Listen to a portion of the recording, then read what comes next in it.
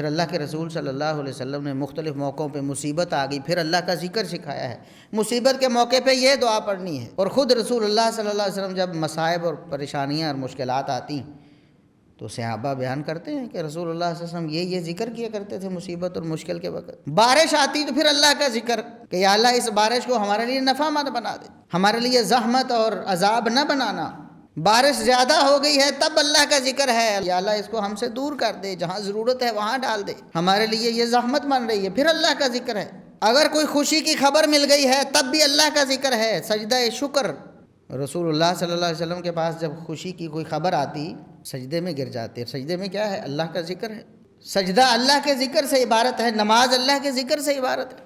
اسی طرح شام رات سونے تک، رات کو سونا ہے پھر اللہ کے ذکر پر سونا ہے، اللہ کے ذکر پر سونا۔ اللہم بسمک اموت واحیا، کئی دعائیں ہیں سوتے وقت رسول اللہ صلی اللہ علیہ وسلم جو پڑھا کرتے تھے۔ صبح و شام کے اذکار ہیں جو آپ صلی اللہ علیہ وسلم پابندی سے پڑھا کرتے تھے، اللہ کا ذکر ہیں۔